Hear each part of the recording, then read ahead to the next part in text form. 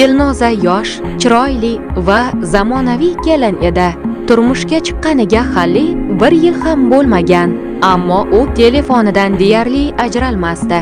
Eri Jamshid esa halol mehnat qilib, oilasini boqish uchun ko'p ishlardi. Avvallari hammasi joyida edi.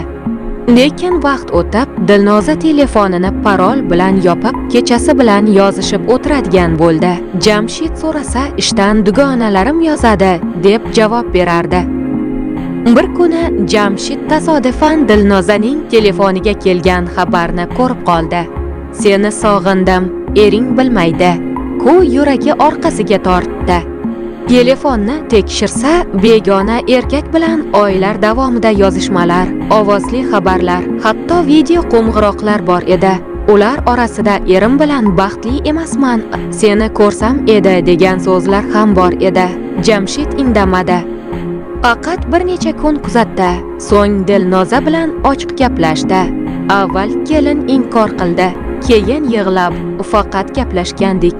Lekin bu ham xiyonat ekanini endi tushundim, dedi.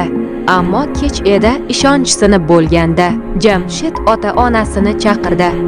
Haqiqat ochildi. Natijada oila buzildi, nomus ketdi.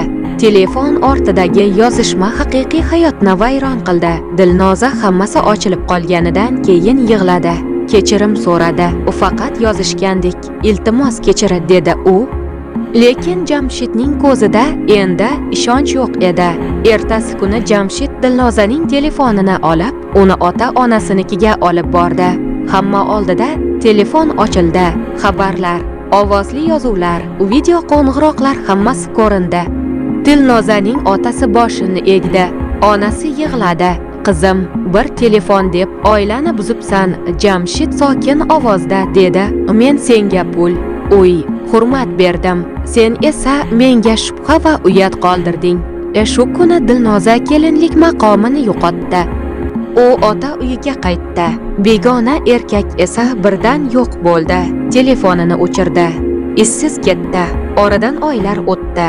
Dilnoza hech kimga kerak bo'lmagan xabarlarni o'qib, eski suratlarni ko'rib, buzilgan oilani eslab yolg'izlik jazosini tortdi. Jamshid esa vaqt o'tib halol ayolga uylandi. Endi u telefon emas, insonning qalbini tekshirish muhimligini bilardi.